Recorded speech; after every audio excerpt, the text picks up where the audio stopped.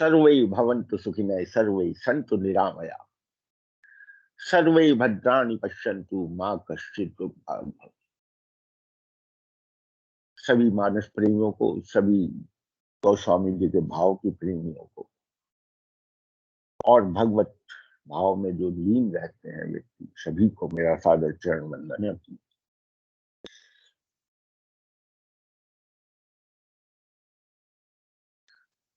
आज सुंदरकांड के उपरांत श्री हनुमान चालीसा जो है उसको उसके बारे में कुछ कहने के लिए आज का संयोग बना है। जहां तक मुझे इसका अनुभव है, शायद अपने सनातन धर्म में सर्वाधिक लोकप्रिय श्री हनुमान चालीसा, क्योंकि बाल्यावस्था से ही सभी को इसका पठन पाठन कराया जाता है और हर वर्ग का एक, जैसे कहते हैं ना, पूर्ण विश्वास के साथ इसको भरता है, इसको पूछता। 3 दोहे हैं इसके अंदर और 40 चौपाइयां।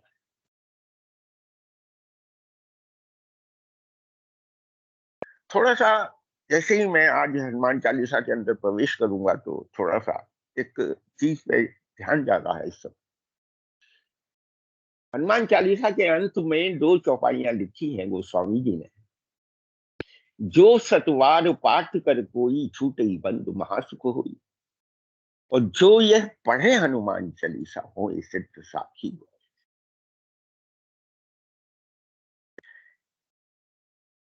इस हनुमान चालीसा के चिंतन मनन की यात्रा में जाने से पहले इन दोनों चौपाइयों को समझना पड़ेगा।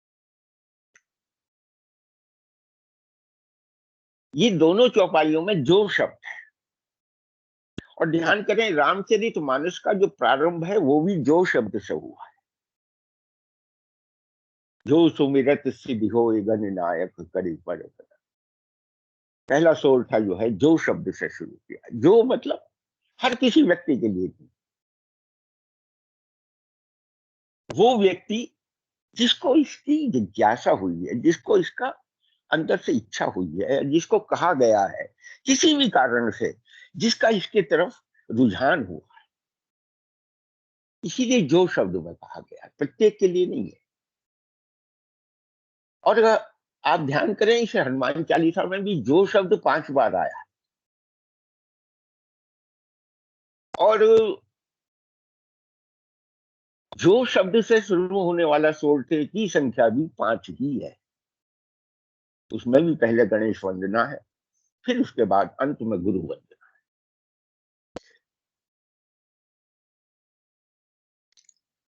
अब ये 2 चौपाई जो हैं, इसमें पहली चौपाई कहती है जो सतवार पाठ कर कोई छूटे ही बंद महासुख। इसके कुछ लोग ऐसे भी पढ़ते हैं जो शतवार पाठ कर कोई तो छूटे ही बंद महासुख। इसे दोनों तरह से पढ़ा जाता है। सतवार शब्द में भी है, माने 7 वार, एक सप्ताह के 7 वार, और शतवार माने 100 वार, 108 बार, 100 बार। जो भी इसका पाठ करेगा वो बंधन से मुक्त होकर महासुखी हो जाए। अब ये कौन सा बंधन है जिसको मुक्त हो जाएगा, ध्यान करें। अब मान लीजिए हमने थोड़ी सी देर के लिए, क्योंकि 100 पाठ एक दफे करना तो जरा सा कष्टकारी भी लगता है और जरा थोड़ा इसके लिए तैयारी भी करनी पड़ती है, परंतु नियमित रूप से तो रोजाना पाठ किया ही जा सकता है। परंतु जैसे ही हम ये मन में संकल्प करते हैं कि हम रोज इसका पाठ करेंगे, तो हम स्वयं को एक बंधन में मान लेते हैं कि हमें रोज ये पाठ। तो यहाँ गोस्वामी जी का जो मंतव्य है, जो अब यहाँ देखिए, हर भाव मैं वो भाव कहूंगा जो मेरे अनुभव में आया। मैं बार बार इस बात को आप लोगों से कहता हूं, मैंने कहीं किसी जगह कहीं पढ़ा नहीं है, कहीं कुछ सुना नहीं है, कहीं कुछ नहीं है। हाँ, संतों से अनेक प्रकार की, विविध प्रकार की इनकी जो है विवेचनाएं सुनी अवश्य है, परंतु जो मन में भाव घर कर जाता है मनुष्य को, वो सबसे ज्यादा स्मृति में रहता है। तो मेरे अनुभव में ये आया कि अगर हमने रोजाना, क्योंकि मैं भी उन्हीं में से हूं जो एक बार तो हनुमान चालीसा का रोज पाठ करता ही, तो वो बंधन से स्वयं ही मुक्त हो जाता हूं, अपने बनाए हुए बंधन से, कि आज का पाठ कर लिया, बंधन से मुक्त हो गए। और बड़ा अंदर से सुख ही महसूस करते हैं कि भाई चलो आज का पाठ है। और अगर किसी दिन रह जाता है ना, तो बड़ा अंदर से कष्टकारी होता है, भाई आज तो हनुमान चालीसा छूट गया। तो पहली चौपाई कहती है कि जो शतवार या शतवार पाठ कर कोई, अगर किसी ने ऐसा संकल्प लिया है, तो अपने ही बनाए हुए बंधन से मुक्त होकर वो सुखी अनुभव करे। परंतु साथ साथ दूसरी चौपाई भी है। अब गोस्वामी जी कह रहे हैं पाठ करने से तो काम नहीं चला भाई, अब क्या करना है, तो बोले पढ़ना है।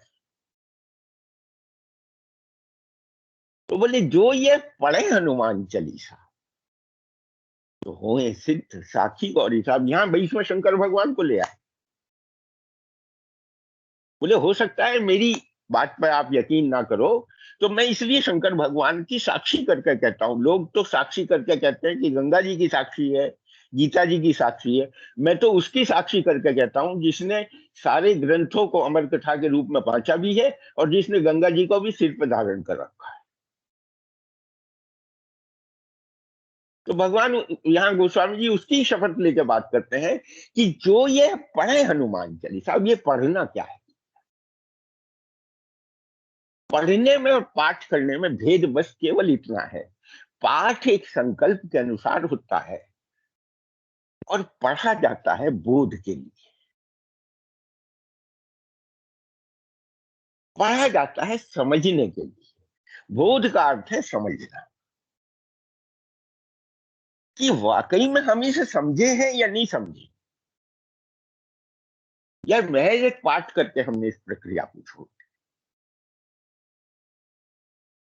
तो यहां बिल्कुल स्पष्टीकरण करके कहा उन्होंने कि जो यह पढ़े हनुमान चालीसा, जो इस हनुमान चालीसा को इस भाव पढ़ेगा।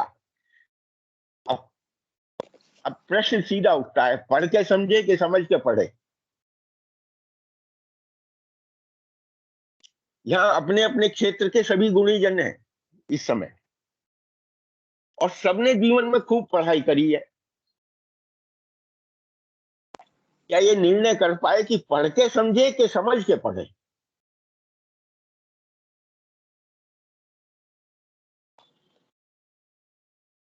शायद कोई इस प्रश्न का उत्तर बड़ी मुश्किल से ही ढूंढने से मिलेगा। मुझे तो मिला नहीं भाई। वो कि कारण क्या है कि पढ़ाने वाला भी वही है और समझाने वाला भी। जब तक हम ऐसी बुद्धि को मन में रख के इसको समझने की चेष्टा नहीं करेंगे, तब तक ये समझ में नहीं आएगा। क्योंकि ये दो चौपाइयों को अगर इनको स्पर्श ना किया गया, तो पहले दोनों दोहे को चर्चा व्यर्थ हो जाएगी, समझ नहीं पाएंगे। तो यहाँ कौन सी बुद्धि की आवश्यकता है पढ़ने के लिए और समझने के लिए, उसका वर्णन शुरू में ही किया है उन्होंने। इसलिए उन्होंने अंत में कहा है कि जो यह ऐसी बुद्धि के साथ, जो कि प्रथम दो दोहों में कही गई है, उन ऐसी बुद्धि के साथ में जो यह पढ़े हनुमान चालीसा तो होए सिद्ध, वो सिद्ध हो जाएगा साक्षी गौरी सा। अब देखिए सिद्ध शब्द आखिर में रखा है। और पहला, अब पहले दोहे पे चलता हूं कि श्री गुरु चरण सरोज रज निज मन मुकुर सुधार। सुधार शब्द पहली जगह रखा है और सिद्ध शब्द बाद में रखा है। माने सुधार शब्द में स्पष्टीकरण है कि जिसके मन में अपने को सुधारने की जिज्ञासा आ गई ना, बस उसी में सिद्ध होने की क्षमता है।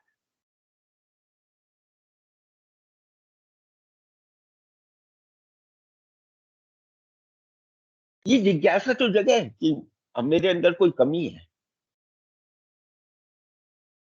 अच्छा, कमी क्या है? कमी कब होती है? हमें अपनी कमी का दर्शन क्यों नहीं होता? आप में से कोई इस प्रश्न का उत्तर दे सकता है?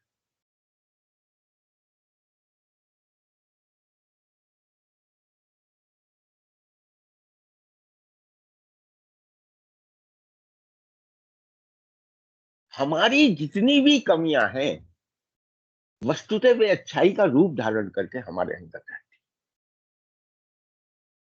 इसलिए वो हमें दिखती नहीं, हमें तो अच्छी अच्छी चीज दिखती।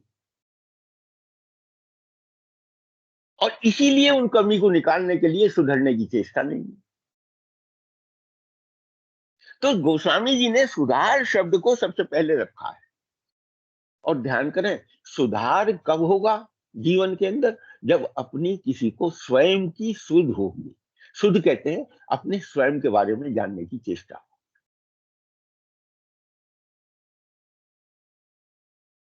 ज्ञान की यात्रा हमेशा, ध्यान करना, उल्टी है। भक्ति की यात्रा बाहर से प्रारंभ होगी और ज्ञान की यात्रा अंदर से प्रारंभ।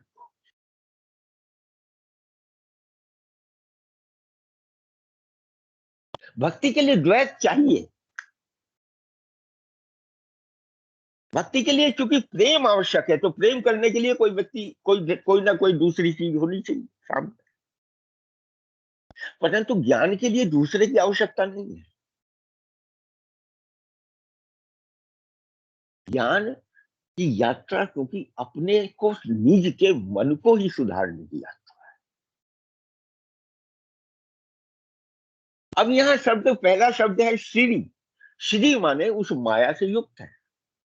और तो माया से युक्त प्रकृति है, परंतु गुरु उस माया से मुक्त है। इसीलिए गुरु के आगे श्री लगाया है कि श्री होते हुए भी गुरु उस माया से मुक्त है। अब ये गुरु शब्द के अंदर XYZ कुछ भी हो सकता है। यहाँ तो हनुमान जी को गुरु भाव से भजन करने की चेष्टा से हम लोग इकट्ठे हुए हैं कि हनुमान जी का जो गुरु तत्व है उसके बारे में हम यहाँ पहला शब्द जो है वो श्री गुरु चरण और सरोज रज। गुरु के चरणों, चरण कमल रूपी पराग की जो रज है, चरण रूपी कमल की जो रज है। अब रज कब होगी? जब वो चले फिरेगा। चलना फिरना क्या है? उसका स्वभाव।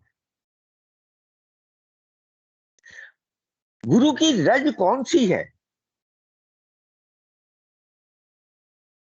जो काम आती है? वो रज है जो उसके स्वभाव में है। जो आचरण उसके स्वभाव में आ गया, उसको जिसने ध्यान से स्पर्श कर लिया, उसको ध्यान से उसको समझ लिया, उसको ध्यान उस पर चला गया, उसका ध्यान, तो समझ लेना उसको अपने मन की सुध आ जाए। तो निज मन, मन को क्या कहा है? मुकुट कहा है। दर्पण का क्या काम है भाई? दर्पण है जो जैसा है उसको वैसा दिखाना।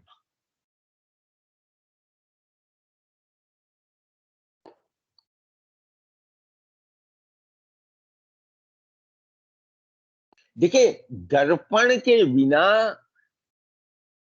आप अपने को वैसा नहीं बना सकते जैसा दिखाना चाहते हो। परंतु दर्पण आपको आपकी वास्तविक स्थिति का भी ज्ञान कराता है। और दर्पण आपको जो आप बन के आए हो सामने, उसका भी ज्ञान कराता है।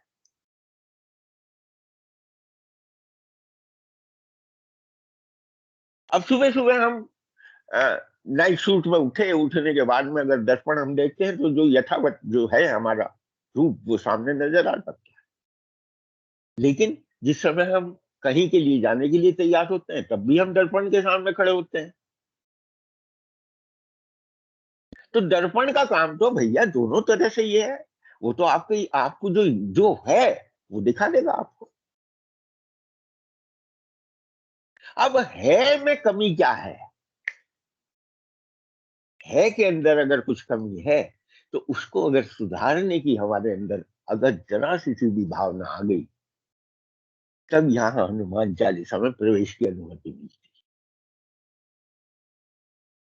है। श्री गुरु चरण सरोज रज, निज मन मुकुर सुधार। और निज शब्द से कहा है, बोले बाहर मत देखो भी।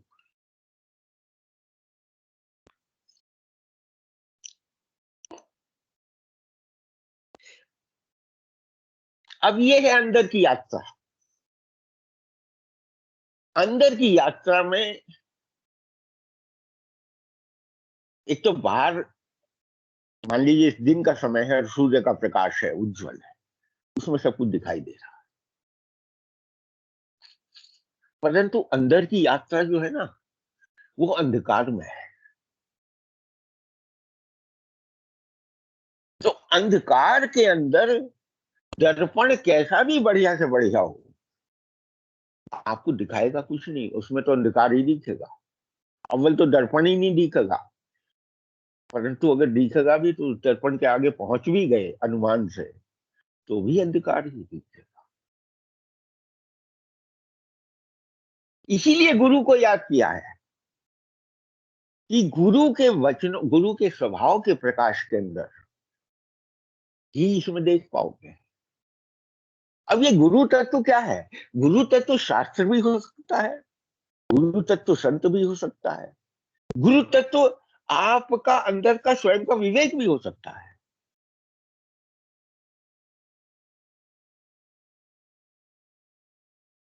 और जैसा कि मानस में कहा गया है कि बिनु सत्संग विवेक न होई, राम कृपा बिनु सुलभ न सोई। वस्तुतः तो प्रकाश अंदर के विवेक का ही, क्योंकि सत्संग तो गुरु माध्यम से वचनों का हो जाएगा, हम पठन पाठन में हो जाएगा, परंतु वास्तविक प्रकाश तो विवेक का है। तो श्री गुरु चरण सरोज रज, निज मन मुकुर सुधार। अगर सुधरने की चेष्टा पे चले गए ना, तो फिर क्या होगा? फिर उसके बाद में दूसरी दोहा, इस दोहे की जो दूसरी अर्धाली है वो होती है कि वर्णव रघुवर विमल जस। रघुनाथ जी, दशरथ के पुत्र रघुनाथ, अयोध्या के राजा राम जो रघुनाथ, उनका जो विमल यश है, उसको गोस्वामी जी यहाँ चेष्टा करते हैं कि उसको मैं वर्णन करने की चेष्टा करता हूं। अब देखिए, वर्णन करनी है 40 चौपाइयों में, 3 दोहों में।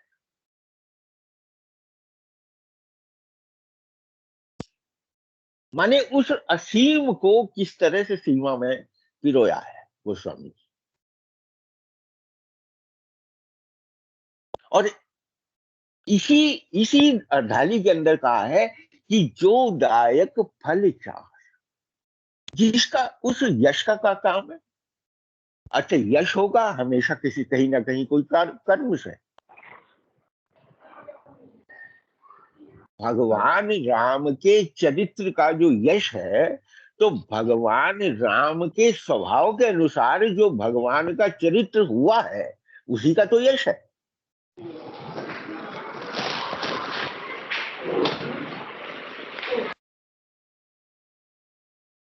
उसको विमल यश कहा है, स्वभाव से विमल है। निर्मल नहीं कहा, निर्मल के अंदर मल को निकालना पड़ता है, वो मल से स्वभाव से ही रहित है।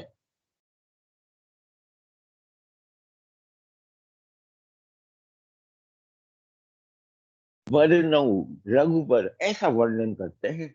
और वो वर्णन में कैसे आएगा? जो दायक फलचार, वर्णन में जब ही आएगा जब वो हमारे चरित्र में आ जाए। अब वो देने वाला है, कौन सी देने वाला है? 4 फल देता है। अब यह 4 की संख्या अत्यंत महत्वपूर्ण है इस पूरे हनुमान चालीसा।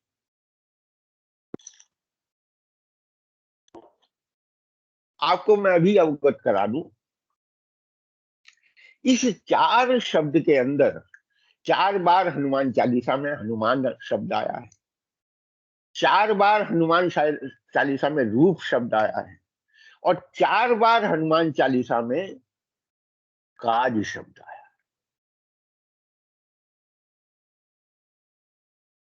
इन तीनों को 4-4 बार प्रयोग किया गया है।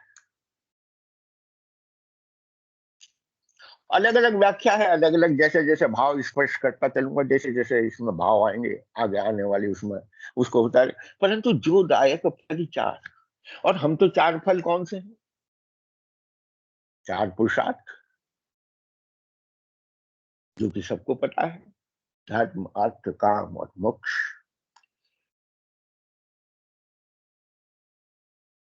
अब जो दायक शब्द है, ये इसमें विशेष रूप से, दायक शब्द में कहीं ना कहीं कोई देने वाला है। माने आपके पास अपना नहीं है,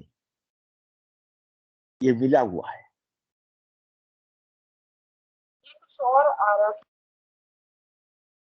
वर्णव रघुवर विमल जस जो दायक, जिसने दिया है, कौन से?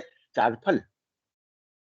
अब भगवान के स्वभाव का निरंतर चिंतन करते करते करते जो 4 फल हमें स्वाभाविक रूप से प्राप्त हुए हैं, उनके बारे में सोचने पर आदमी विवश हो जाता है। अब फलित तो होंगे ये चारों फल। 4 फल कौन से हैं? धर्म है, अर्थ है, काम और मोक्ष। सूक्ष्म रूप से थोड़ा थोड़ा स्पर्श करते चलेंगे। धर्म, अगर सूक्ष्म रूप से धर्म को माने तो धर्म केवल और केवल मनुष्य की धारणा है। धर्म, अब फिर वही बात कहूंगा, मैं निज के अनुभव की बात करता हूं सिर्फ, मेरे बात जो भी है, कि जो जिसका जैसा अनुभव है, उसके आधार पर उसने जैसी धारणा बना रखी है, बस वही उसका धर्म बन जाता है। धर्म के यद्यपि 10 लक्षण है, और मूलतः जिन पर धर्म आधारित है, जिन पर धर्म खड़ा हुआ है, वो 4 पाए बताए गए। सत्य है, तप है, शौच है और दान है।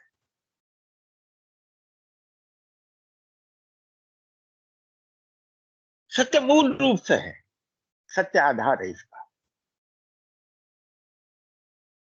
तो धर्म सत्य को क्या समझता है जीव, क्या धारणा से उसका सत्य है, किस धारणा से उसका तप है, किस धारणा से उसका शौच है, और किस धारणा से उसका दान है।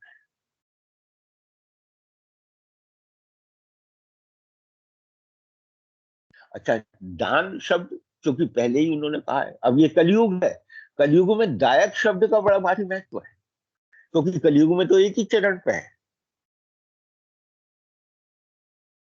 संपूर्ण धर्म का आधार जो है वो एक एक ही चरण पर टिका हुआ है, और वो है दान।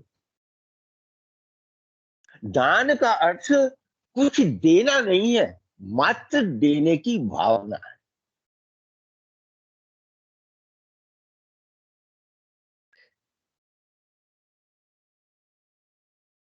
दे तो प्रकृति रही है, निरंतर दे रही है। उस दिए हुए में से आगे जो देने की भावना है, उसको दान कहा गया। और कलयुग में इसी का महत्व है। अगर 4 फल की हम बात करें, तो प्रथम फल जो है उसका जो धर्म है, उसके अंदर केवल और केवल और केवल हमने बाकी के तीनों पुरुषार्थ को कैसे लिया है और कैसे दिया है आगे।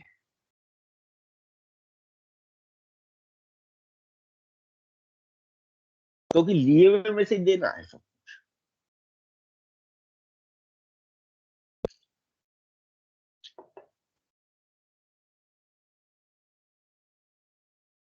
3 वृत्तियां बताई गई हैं मनुष्य की, एक लेना, एक देना, एक लेना और देना दोनों का सम्मिलित रूप। लेना और देना व्यवहार कहा गया है, जगत का कार्य चलेगा इससे। लोगे भी तो दोगे ना। अगर देने का भाव है तो कहीं ना कहीं से तो लेना पड़ेगा।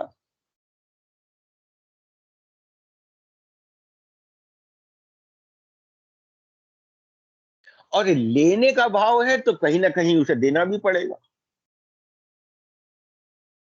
चाहे वो आप संचय में दे उसे, लेकिन देना तो पड़ेगा। हर हमेशा हाथ में तो नहीं रख सकते। तो ये जो लेना और देना दोनों चीज है, ध्यान करना, ये व्यवहार है। और खाली से लेना लेना आसुरी प्रवृत्ति है, और खाली से देना देना सतोगुणी प्रवृत्ति है। इसको यहां श्री शब्द के अंदर माया के जो 3 गुण है उनके अंदर बताया गया। एक रजोगुण है जो व्यवहार है, एक मात्र सत्व गुण है देना ही देना, और एक मात्र आसुरी वृत्ति है जो तमोगुण कहलाती है, उसका नाम केवल देना ही देना।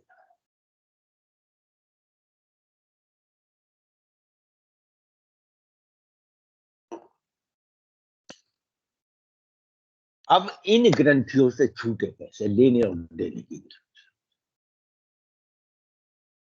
क्योंकि ये चीज जड़ ग्रंथि है, चेतन और जड़ की ग्रंथि इसी ने बांधा है जी। अब मैं यहाँ देखिए, है हनुमान चालीसा, लेकिन हनुमान चालीसा पूरी रामायण का सार है, रामायण सारे शास्त्रों का सार है। तो कोई सी चीज ऐसी नहीं है जो इसमें अछूती कहीं किसी जगह से रह जाएगी।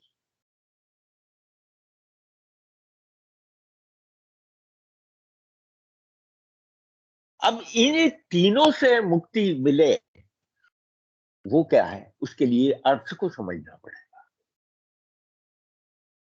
धर्म, फिर सेकंड है अर्थ। अर्थ क्या है? अर्थ के 3 रूप हैं।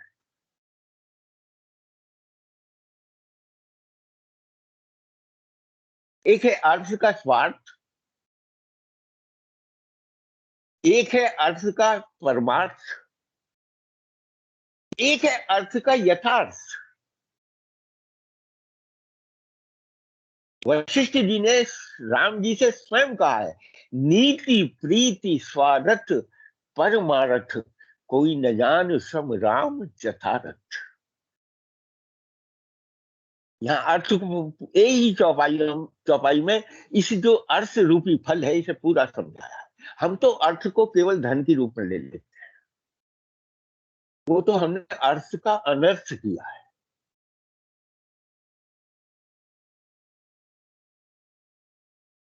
तो उसमें 2 चीज पैदा होंगी। अर्थ का जैसे ही अनर्थ करेंगे हम, तो उसमें 2 चीज होंगी, एक सामर्थ्य होगी और एक वो होगी कि जिसमें सामर्थ्य नहीं है, तो वो तो विकृति का मूल हो जाएगा। यहां अर्थ का है कि धर्म के अनुसार जो भी धारणा आपकी है, आपने उसे किस अर्थ में लिया है। जिसको गोस्वामी जी ने कहा है, गिरा अर्थ जल बीच सब कहिए तो भिन्न न भिन्न। शब्द और अर्थ, शब्द में ही उसका पूरा अर्थ निहित है, बस वो अर्थ हमने कैसे दिया है, अर्थ रूपी शब्द के अर्थ को कैसे दिया है। तो ये स्वार्थ से भी परे है और ये परमार्थ से भी परे है, क्योंकि ये यथार्थ है।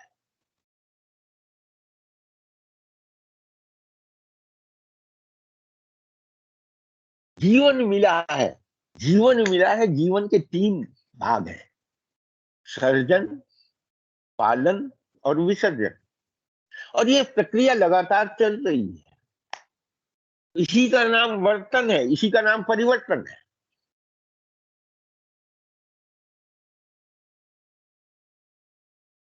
इसमें सर्जन भी होता रहेगा, इसमें पालन भी होता रहेगा, और इसमें विसर्जन भी होता रहेगा। प्रकृति का तीनों, प्रकृति का प्रकृति है, प्रकृति की प्रकृति ही ऐसी है।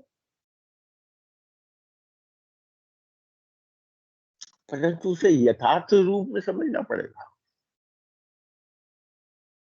तो यथार्थ रूप में जो धर्म का पहला चीज है, सत्य है, उसको पकड़ना पड़ेगा, क्योंकि यथार्थ तो सत्य है। सत्य में तीनों चीज नहीं है, वो परिवर्तन से विहीन है।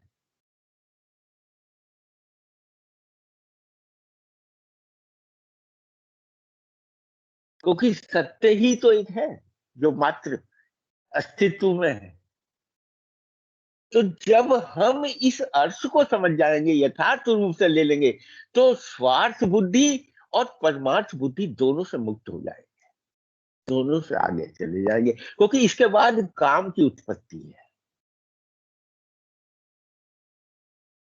क्योंकि आगे मनुष्य जन्म मिला है तो कारण से मिला है। अब कारण क्या हो सकता है? कारण है उसका कर्म।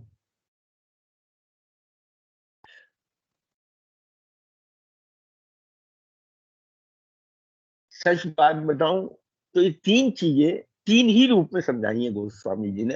हनुमान शब्द के अंदर पूरा पूरा का पूरा धर्म है।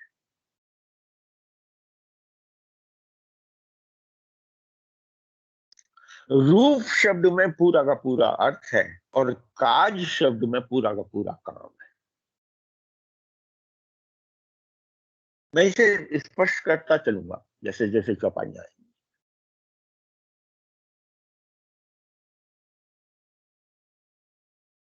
धर्म को केवल मात्र अगर हम सत्य से जोड़ेंगे ना, तो बहुत बहुत सुविधा रहेगी समझने में। क्योंकि बाकी सब चीजें तो यहीं से आएंगी, यहीं से यहीं रहेंगी सब। बाकी सब उसका उसका जो है ना, वो कार्य प्रणाली की शैली है। फिर उसके बाद चाहे वो तप हो, चाहे वो शौच की क्रिया हो, चाहे वो दान हो।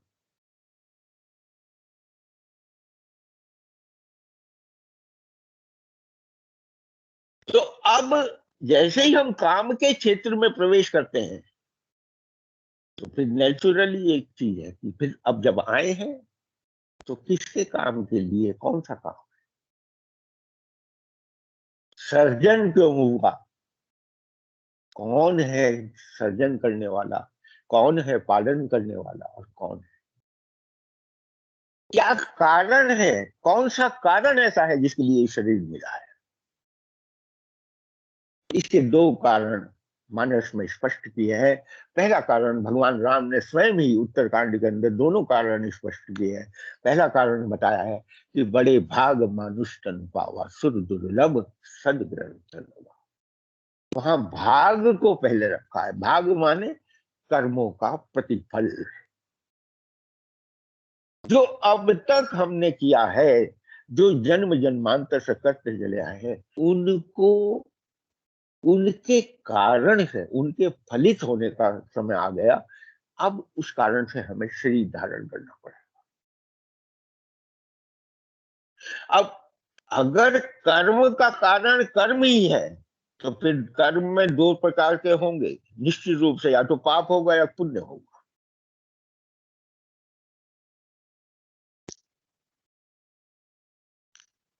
अब जब ना पाप में हो वृत्ति हो, ना पुण्य में हो, तो फिर उसी वृत्ति से तो मुक्त होना है। उसी वृत्ति से न स्वार्थ की हो और न परमार्थ की हो।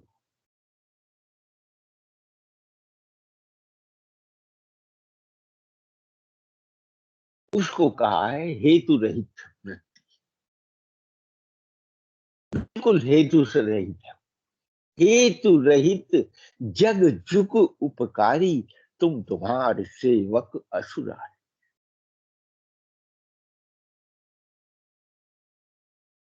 ये प्रभु राम, आप और आपके सेवक इस संसार में जो आते हैं, उनका कोई हेतु नहीं, न स्वार्थ का है न परमार्थ का है। वो तो यथार्थ के लिए आते हैं। इस संसार को केवल और केवल उपकार करने की इस पे भावना चाहते हैं, जिसके लिए स्वयं भगवान ने अपने अवतरण का भी कारण बताया है कि यदा यदा ही धर्म ग्लानिर्भवति भारत।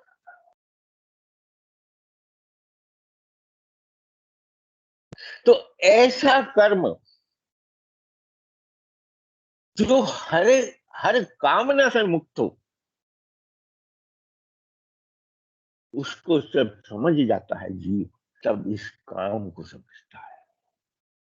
इसको हनुमान चालीसा में काज शब्द से बताया है। क्योंकि कर्म तो करना है, कर्म तो नहीं छूट सकता। उसको हनुमान चालीसा में, और मैंने सुंदरकांड में भी कहा है कि उसको हनुमान जी जो है वो राम काज समझते हैं, वो काम काज नहीं समझते।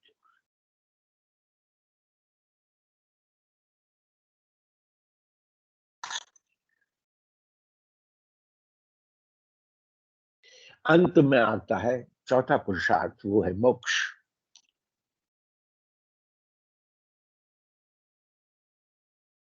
मोक्ष किससे होना है?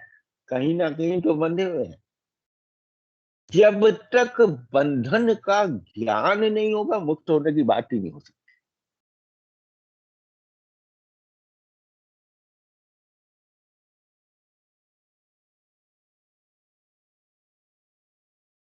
अब बंधन का ज्ञान हो जाए तो जीव फिर क्या है?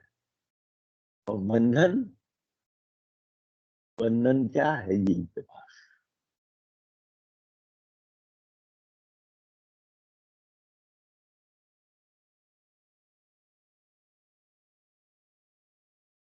तो यहाँ चूंकि हमारा सत्संग भी जीवन मुक्ता का है, तो इसलिए सबसे ज्यादा इसी बात पे जोर देना है कि जीवित रहते हुए मुक्त हो। चार प्रकार की मुक्ति है, मुक्ति भी चार प्रकार की कही हुई है। सालोक्य है, सालुज है, साल, सब इसी प्रकार से चार ही के उसमें ये चलेगा सब पूरा का पूरा। फिर दूसरे दोहे में हम प्रवेश करते हैं। बुद्धिहीन तनु जान के सुमरो पवन को।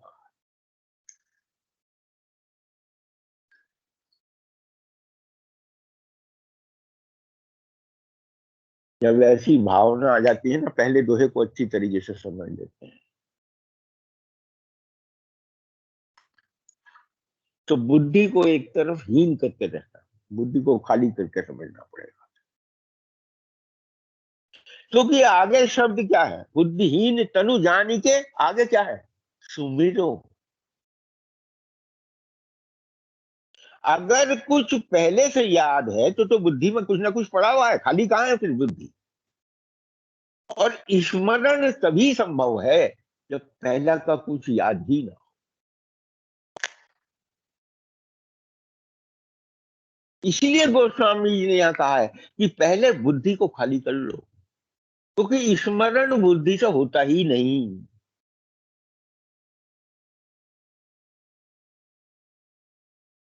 बुद्धि को जब जब स्मरण में लगाओगे तब तब धोखा खा जाओगे।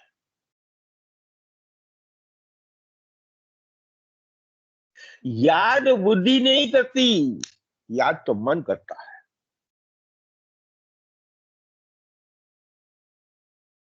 जहां मन लगा हुआ होगा, याद वो चीज आएगी। जहां बुद्धि लगी हुई होगी ना, उसमें तो केवल ये होगा सही है कि गलत है।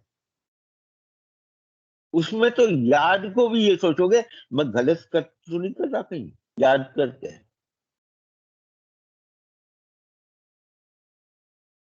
फिर मैं बार बार इस बात को कहूँ, मेरे भाव जो है ना बड़े अटपटे से, मुझे लगता है कि वाकई में मुझे ना बोलना आता ना कुछ नहीं। लेकिन एक बात कैसी, इन्हीं भाव से अपने आप ही निकलते हैं, मुझे नहीं पता इस बीच में। जो ये शब्द बोल देते हैं मैं तो उसी के अनुसार बोलूं। बुद्धिहीन तनु जानी के। अब तन, तन तो तने है, तन तो मिला हुआ है, और बुद्धि मिली हुई नहीं है, ये ध्यान करना।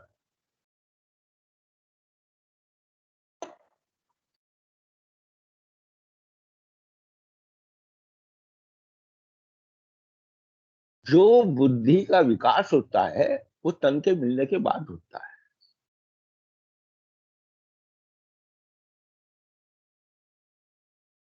तो पहले उसे बुद्धि से खाली करके उसको तनु जान, जानना किसे है? तनु। इस मैं को जानना है। मैं को अगर शरीर मान लिया ना, पहले हम जैसे ही शरीर का आभास हुआ तो मैं का जन्म हो जाता है। और मैं का जन्म हुआ नहीं, वो शरीर फिर मेरा हो जाता है। बस यहीं से खेल शुरू हो गया।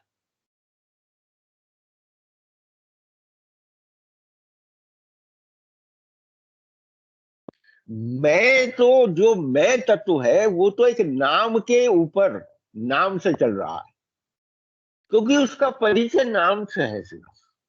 उस शरीर का परिचय उस नाम से है, जो माता पिता के द्वारा या किसी अनुष्ठान के द्वारा या कैसे भी रखा गया है।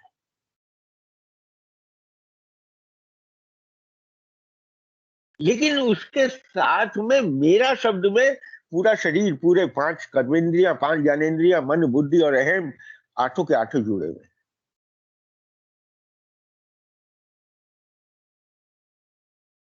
क्योंकि ये आठों साधन है।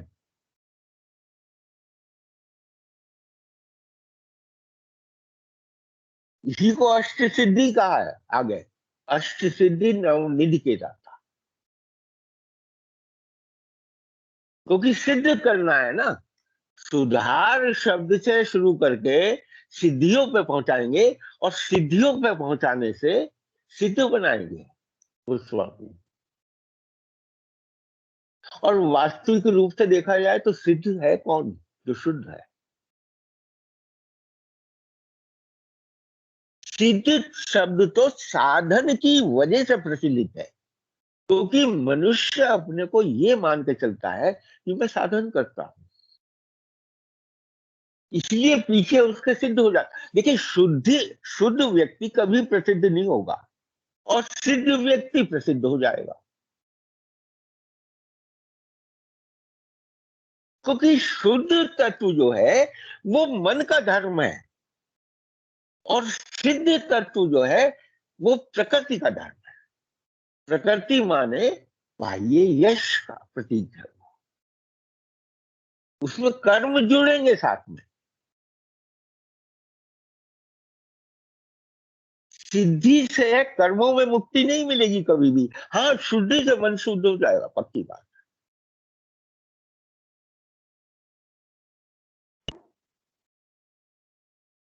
तो बुद्धिहीन तनु जान के सुमिरो पवन कुमार, तब स्मरण के क्षेत्र के अंदर प्रवेश मिलेगा। हनुमान जी की कृपा जब होगी, स्मरण के क्षेत्र में प्रवेश मिल जाए।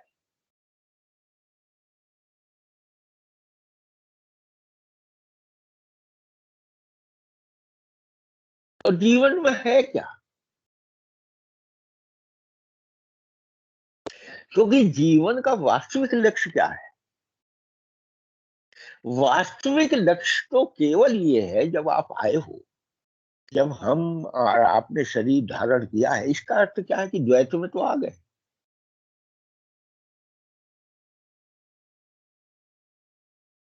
द्वैत में तो हो गए। एक जानने वाला है, एक जनाने वाला है, अब दो है। तो कौन जानता है और कौन जना रहा है? तो सो जाने ही तुम देहु जनाई, और जाने ही तुम्हें, तो फिर तुम्हें ही हो जाए। वहां से द्वैत से ही यात्रा शुरू होगी, और फिर एक में ही अंत हो जाएगा। क्योंकि जाने ही तुम्हें, तो तुम्हें ही हो जाए। फिर वो जानने वाला नहीं रहता, फिर तो वो तुम ही हो जाता है। जो जनाता है ना, बस वही हो जाता है।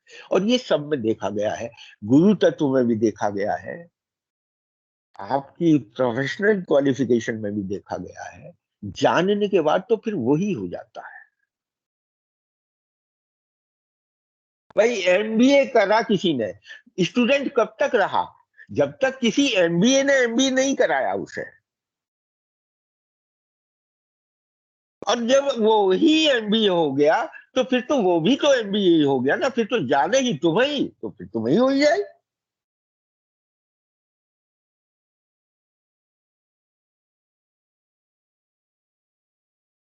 तो जानना तो यहाँ समाप्त हो जाता है। लेकिन रह क्या जाता है? मानना भक्ति रहता है।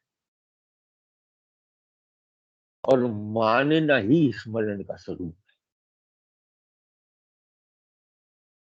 इसीलिए हनुमान शब्द है आगे। क्योंकि हनुमान शब्द समझ में नहीं आएगा जब तक।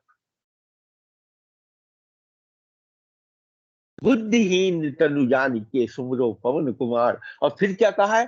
फिर देखिए, एक तरफ से बुद्धि से खाली कर लिया, अब क्या कहा है, कौन सी, बल बुद्धि विद्या देहु मोहि हरहु क्लेश विकार। आने वाला जो क्लेश विकार जो बाहर खड़ा हुआ है ना, बस इसे आप, ये वो बल और बुद्धि और विद्या देना हे प्रभु जो आप ही का स्वरूप है, क्योंकि वो क्लेश और विकार से मुक्त रखेगा। एक तरफ बुद्धि से खाली किया गया है और एक तरफ फिर मांगा कौन सा है, आत्मबल। सारे बल इसके अंदर है, एक केवल आत्मा का जो बल है उसके अंदर सारे बल है। एक शब्द में है, ये बल शब्द का अर्थ आत्मबल है। बुद्धि, बोध, निरंतर तत्व का बोध, और विद्या, विद्या वो जो ददाति विनय,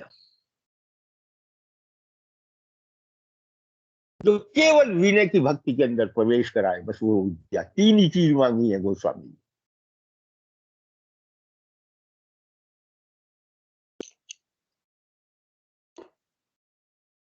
बल बुद्धि विद्या देहु मोहि।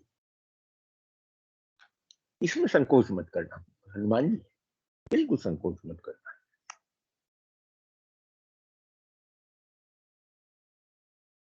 क्योंकि आपका स्वभाव है क्लेश और विकार से मुक्त रखोगे, क्योंकि हरण करना आपका स्वभाव है। देखिए, पूरे हनुमान चालीसा में कहीं भी भक्ति शब्द नहीं है, ध्यान कर लेना। और पूरा हनुमान चालीसा अगर देखा जाए तो पूरा हनुमान चालीसा भक्ति की साधना है।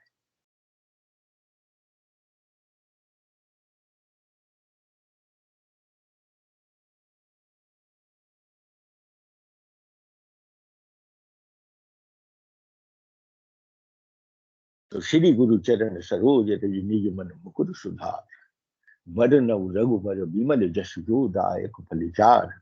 बुद्धिहीन तनु जानिके सुमिरौ पवन कुमार। और कौन से नाम से संबोधित किया है, पवन कुमार।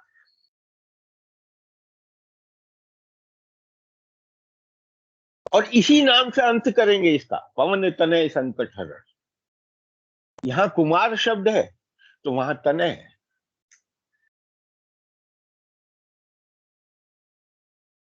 क्योंकि तन का संबंध रूप से है। और पवन कुमार शब्द,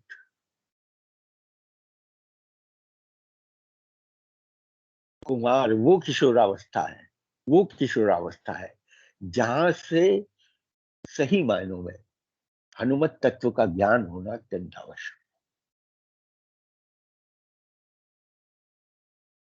इसमें दोनों है।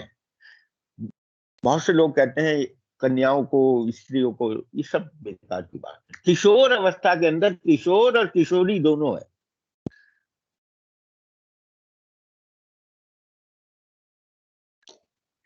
कुमार और कुमारी दोनों है। हनुमत तत्व तो बिल्कुल इन सबसे अलग है।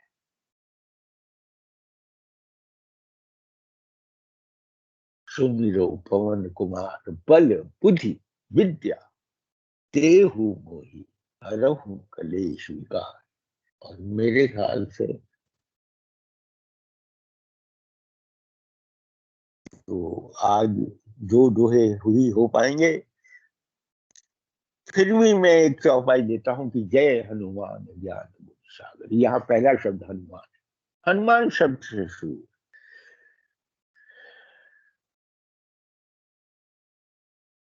थोड़ा सा स्पर्श करके छोड़ दूंगा, बाकी आप कमेंट ले लेना।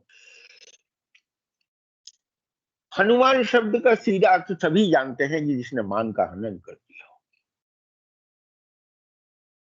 वास्तव में मान है क्या, इसको समझना पड़ेगा। मान शब्द सही मायनों में यह है कि हमने क्या मान रखा है जीवन। मैं व्यवहारिक तौर से बात कर रहा हूं, जो हमारी अंतःकरण की धारणा है, जो हमने मान रखा है, बस वही हमारा मान बन जाता है।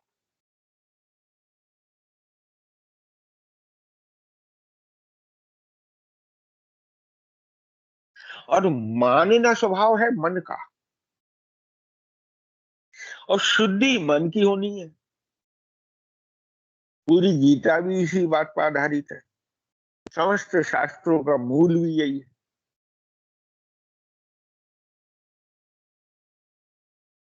तो वास्तव में ये हनुमान, जय हनुमान, जिसको जय शब्द से कहा है, जिसकी सरल जय है। देखिए, विजय में कहीं ना कहीं फाइट है। अगर विजय और जय को साथ साथ रखें तो विजय के अंदर फाइट है और जय में फाइट है नहीं।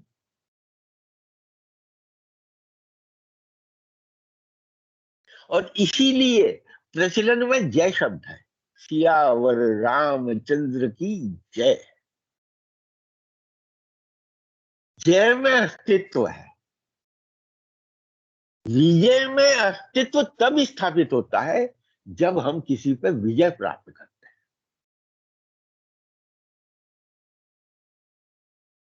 इसीलिए यह जय शब्द से शुरू किया है कि तू तो जय का स्वरूप है, तेरा मन तो वास्तव में जय का स्वरूप है। तुझे मन को जीतना नहीं है। मन तो जीता जीता रहा है, मन में फाइट ही नहीं है। अब आप सोचो, नौकर को जीतना पड़ेगा क्या?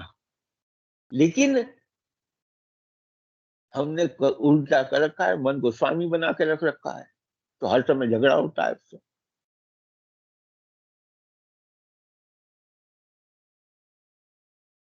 भाई, नौकर तो वो काम करना चाहिए जो हमने कह दिया सो करेगा। बोध ने जो काम कह दिया वो करना है, मन को करना है।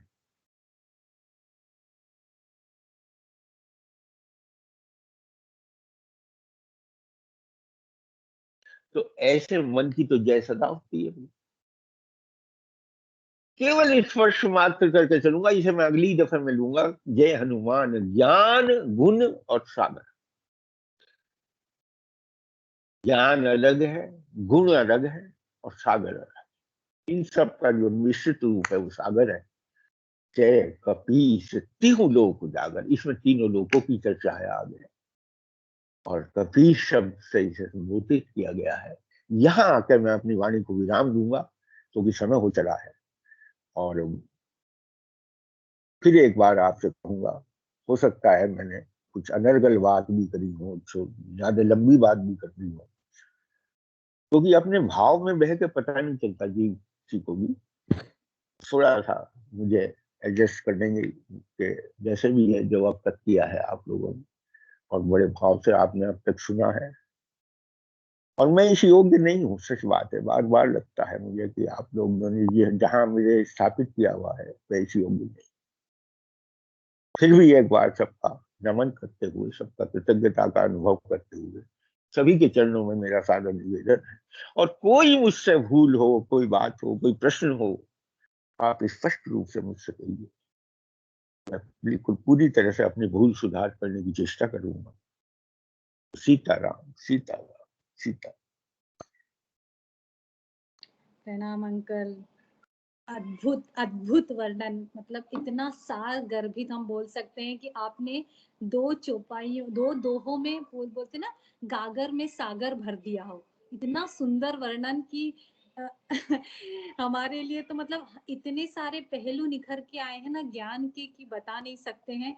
और जैसे आपने वर्णन किया, जो शब्द के यूज बताए, फिर पाठ और पढ़ना के अंदर का अंतर समझाया, ज्ञान और भक्ति का अंतर समझाया, और जो कहा कि ये स्व अध्याय की यात्रा है। स्व मतलब कि हमारे निज स्वरूप की यात्रा है। तो कितना सच है, क्योंकि यह जो हम दर्पण के सामने खड़े होंगे तो हमको कुछ वैसा का वैसा ही दिखा देगा, लेकिन जो गुरु है, वो हमके गुरु के प्रकाश में हम जब इस यात्रा को प्रारंभ करते हैं, जो निज स्वरूप को यात्रा को प्रारंभ करते हैं, तो उसका जो निखर के रूप आता है वो अलग ही होता है, क्योंकि तब हम फिर शुद्धता की ओर बढ़ते हैं। और फिर आपने जो धर्म अर्थ काम मोक्ष का सारा वर्णन किया, वो भी अद्भुत था। और फिर ये जो तीन प्रकार के बल बुद्धि विद्या, हम तो क्योंकि इसको जो हमारे ऐसे ही व्यावहारिक जीवन का ही बल समझते हैं, उसका ही बुद्धि समझते हैं और उसकी ही विद्या समझते हैं, लेकिन आपने कुछ उसको अलग ही आज रूप दिया कि वो आत्मबल है, बुद्धि है जो निरंतर तत्व का बोध करे, और जो विद्या है जो विनय देती है, ऐसी विद्या। तो अद्भुत वर्णन, मुझे तो बहुत बहुत बहुत ही अच्छा लगा अंकल। आपको कोटि कोटि प्रणाम। हम लोग और महात्माओं से उनके विचार जानना चाहेंगे कि वो अपने कुछ और सुंदर सुंदर टिप्पणियां या जो उनके प्रश्न हैं, विचार हैं, वो हमारे सामने प्रस्तुत करें। So over to you all देवीज एंड महात्मा।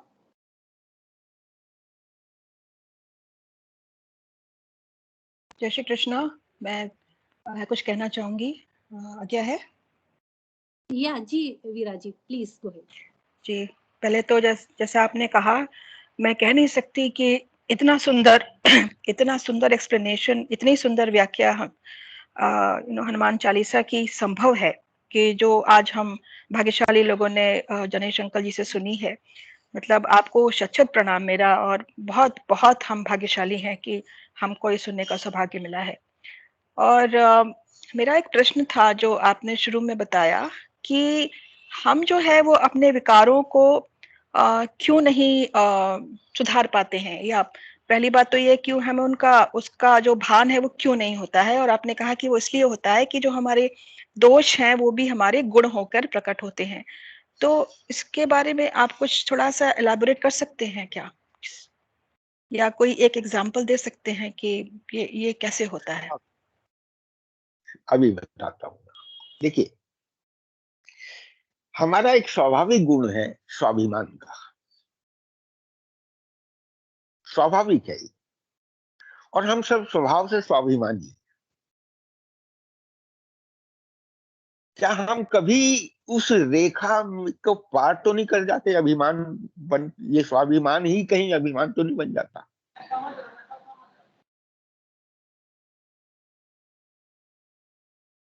ध्यान करें, स्वाभिमान हो ठीक है, देश पे है हमारे, वहां अगर होगा स्वाभिमान तो निखर का आएगा सामने। लेकिन एक छोटी छोटी चीजों में जो व्यवहार पक्ष के अंदर हम लेते हैं जिस समय, दृष्टांत के रूप में आपसे बताऊं, जैसे हमारी जितनी भी रूढ़िवादी परंपराएं हैं, क्या हम उनको स्वाभिमान का चोला नहीं हमने पहना रखा उनको? और वास्तविक रूप से वो हमारा अभिमान है, अहंकार है।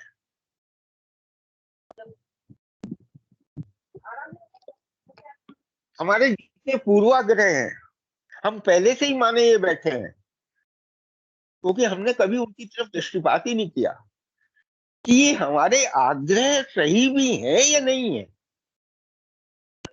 हाँ, जैसा चला आ रहा है बट ठीक है, उसको हमने वैसे ही मान, क्योंकि हमें संस्कार कहाँ से मिलते हैं? संस्कार में हमें सारे के सारे संस्कार हमें अपने परिवार से मिलते हैं। इसका अर्थ मैं ये कभी नहीं कहूंगा कि परिवार के किसी व्यक्ति की अवहेलना की जाए, परंतु उन्हीं संस्कारों में जब हमें कोई चीज मतलब की होती है तब तो हम उसे बहुत जल्दी ग्रहण कर लेते हैं। अनेकों जगह मैंने देखा है जहां हमारे स्वार्थ की भावना होगी, जहां हमारे अहंकार की भावना होगी, वो हमेशा हमेशा अच्छाई का चोला पहन के बाहर निकलेगा। वस्तुतः वो हमारी बुराई है।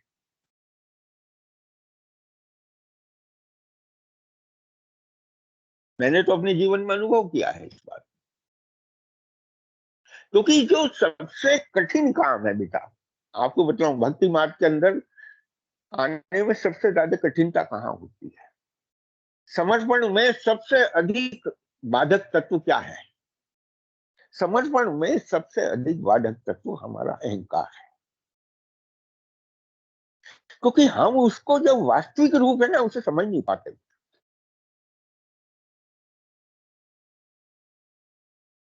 और 100 में 90 जगह अगर हमारी अच्छाई के रूप में ये बैठा हुआ है तो हमारा अहंकार है, जिसको हम ईगो कह लेते हैं, जिसको हम अपनी प्रसिद्धि में कन्वर्ट कर लेते हैं, जिसको यश में कन्वर्ट कर लेते हैं। हर जगह यही बैठा हुआ है।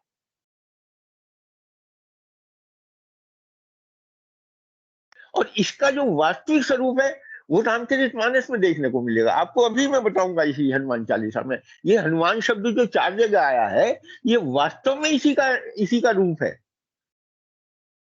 कि हमने क्या मान रखा है और क्या वास्तव में है। मानना है क्या, कौन सी चीज है जो हमें माननी है और कौन सी चीज हमने मान रखी है, बस इसी का तो भेद है। तो आपका प्रश्न स्पष्टीकरण हुआ कि नहीं हुआ? जी बिल्कुल, बहुत बहुत सुंदर। Thank you so much ji. जय महात्मा, बहुत बहुत आभारी। Thank you Veera ji for asking that question. और कोई महात्मा या देवी? आदरणीय, मुझे आज्ञा है क्या बोलने की? मैं पहली बार जुड़ा हूँ आपके स्काइप से। मैं राकेश कुमार चौबे भोपाल से बोल रहा हूँ। जी जी, जरूर जरूर जी। आदरणीय जी, मैं पहली बार आपसे को सुन रहा हूँ। बहुत ही उत्तम, बहुत ही अच्छा रहा। मेरी एक छोटी सी समस्या का समाधान करिए कि मन और बुद्धि के बारे में आपने बहुत अच्छी व्याख्या करी और मैं बहुत दिनों से उलझा हुआ हूँ इसमें कि मन बुद्धि में मन पहले या बुद्धि पहले। 19 द्वार जिसमें मन बुद्धि और चित्त अहंकार 4 ये भी हैं और 15 इंद्रियां। तो बुद्धि मन से प्रभावित है या मन बुद्धि से प्रभावित है, ये मैं अभी तक इसको बहुत पढ़ने के बाद भी दिमाग से मेरे समझ में नहीं आ रही। कृपया इसको क्लियर करने की कृपा करें। धन्यवाद।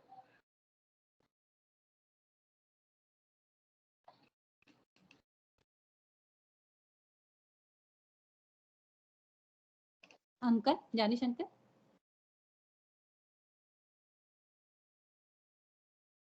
अच्छा, सॉरी सर। हाँ, अब आ गई आवाज मेरी? जी अब आ रही है। जी आ रही है। हाँ, मन जो है भैया, मन एक भाव है। मन में जो भाव का प्रवाह है वो लगातार चलता रहता है। मन जो है वो भावुक होता है और उसी भावना को ही मन की जितनी भी हमारी अभिव्यक्तियां हैं उस भाव को ही प्रकट करती हैं, जिसको हम कहते हैं कि मन कर रहा है, मन उदास है, मन ये है, मन वो है। एक्चुअली वो बुद्धि नहीं है। बुद्धि तत्व तो उसका तो काम केवल संकल्प और विकल्प करना। बहुत बारीक सी लाइन है इसके अंदर। जो चीज मन से निर्णय की तरफ चली जाती है वो बुद्धि के खाते में पड़ जाती है, चाहे वो गलत है या सही है। मन संकल्प विकल्प करता है लेकिन बुद्धि उनमें से चुनती है, संकल्प को चुन लेती है और उसे ही ठीक समझती है फिर। इसीलिए हमारे यहाँ, मैंने सुंदरकांड में भी, हमारे यहाँ 2 तरह की बुद्धि कही गई है, एक कुंवती है, एक सुमति है।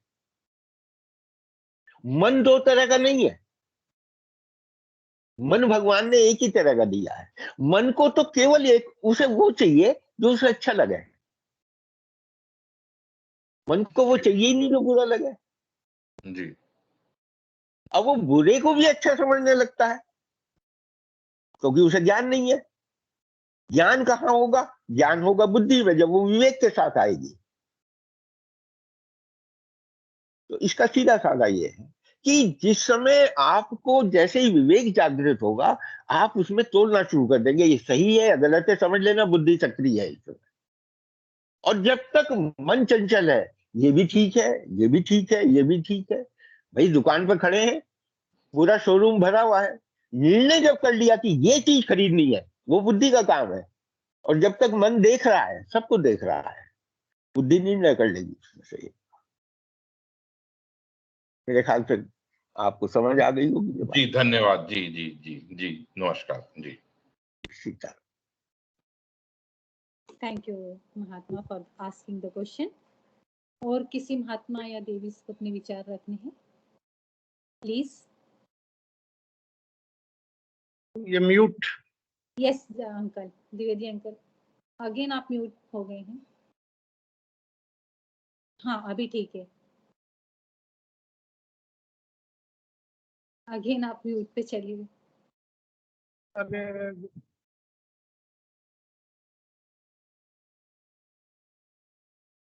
नहीं सुन पा रहे हैं आपको। हाँ हाँ बोलिए, अभी बोलिए।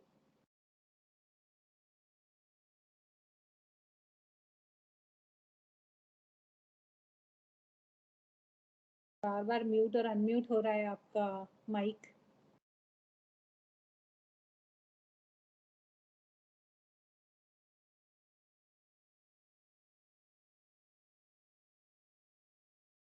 हाँ हो जाता है।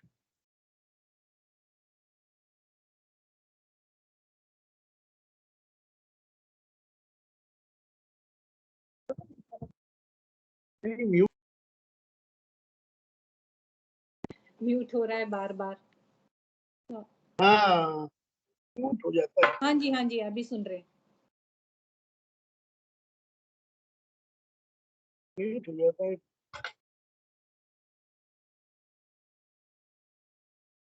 म्यूट हो जाता है। आई थिंक माइक में कुछ म्यूट। प्रॉब्लम। आप उसको बस एक बार प्रेस करके छोड़ दीजिए, फिर वो। हाँ? हाँ जी अभी सुनाई दे रहा है। फिर बंद हो गया।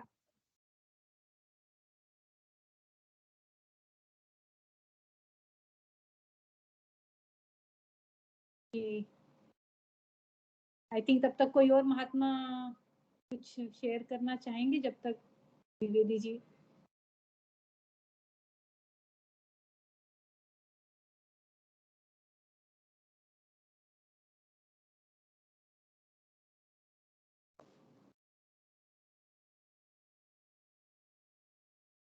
कोई और महात्मा या देवी।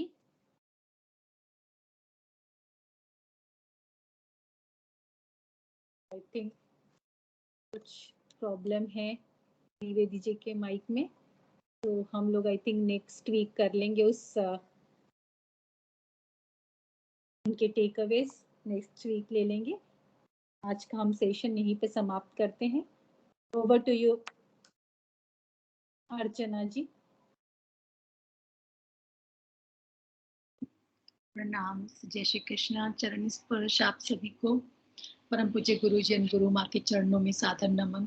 सादर नमन दिनेश अंकल जी, बहुत बहुत कोटि कोटि प्रणाम। चरण स्पर्श आपको। इतनी गूढ़ व्याख्या जो आपने की है, जो हमने बचपन से हनुमान चालीसा ऐसे ही पढ़ ली कि डर लगा तो मम्मी पापा ने कहा अच्छा हनुमान चालीसा पढ़ा करो, तो हनुमान चालीसा पढ़ ली।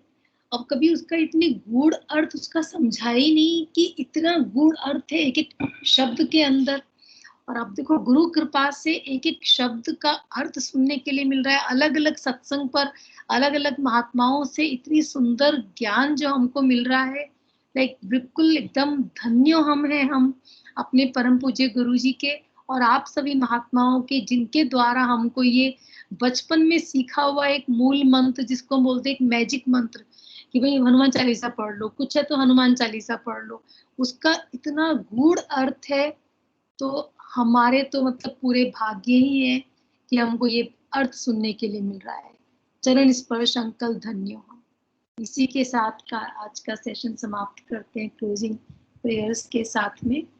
ओम पूर्णमदः पूर्णमिदं पूर्णात् पूर्णमुदच्यते पूर्णस्य पूर्णमादाय पूर्णमेवावशिष्यते।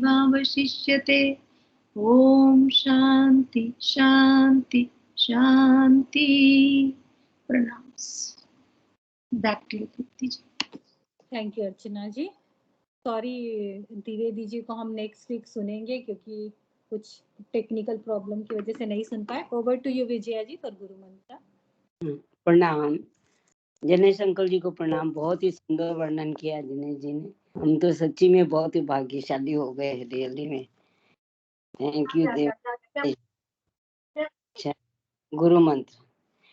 राम रामाय शांता रामाय सद्गुरु रामाय शांता रामाय जय गुरु रामाय शांतारामाय, जय गुरु रामाय शांतारामाय, राम राम राम रामाय शांतारामाय, सद्गुरु रामाय शांतारामाय, जय गुरु रामाय शांतारामाय, जय गुरु रामाय शांतारामाय, राम राम राम रामाय शांतारामाय, सद्गुरु रामाय शांतारामाय, जय गुरु रामाय शांतारामाय, जय गुरु रामाय शांतारामाय, राम राम। जय Shri Krishna. Thank you, Vijay ji. Over to you, Leela ji, for the grace. जय श्री कृष्ण। परम पूज्य गुरु जी को सादर चरण स्पर्श। हमारे परम पूज्य गुरु जी की कृपा से हम आज का सत्संग करने में सक्षम हुए हैं और उनकी कृपा से ही इस सत्संग का फल हम सभी पूर्ण अंतर्मन और हृदय से इन तीनों विषयों से निपटने के लिए समर्पित कर रहे हैं। प्रथम, कोरोना वायरस का समूल नाश। द्वितीय, जो कोरोना वायरस से पीड़ित हैं, प्रभु की करुणा से जल्दी ही ठीक और स्वस्थ हो जाएं। और तृतीय, वायरस से निपटने की जिन भी तरह की सही दवाओं और वैक्सीनेशन के शोध हुए वे पूर्णतया सफल और प्रभावी हों, ताकि यह फिर से मानवता में वापस नहीं आए और हमारे सभी frontline workers, doctors, nurses, soldiers, helpers, जिनकी वजह से हम सब घर में सुरक्षित बैठे हैं, ईश्वर उन पर अपनी कृपा बनाए रखें तथा उन्हें अपने सुरक्षा चक्र में रखें। हे प्रभु, यह सब आपकी कृपा से फलित हुआ है। हम अपने गुरु के केवल निमित्त हैं। तथास्तु तथास्तु तथास्तु। सर्वम श्री कृष्णार्पणमस्तु। सर्वम श्री कृष्णार्पणमस्तु। प्रणाम प्रणाम प्रणाम। Thank you, Leela ji. तथास्तु तथास्तु तथास्तु। हम लोग नेक्स्ट वीक फिर मिलेंगे बहुत ही सुंदर वर्णनों के साथ। Thank you so much. तब तक के लिए जय श्री राम। जय श्री राम।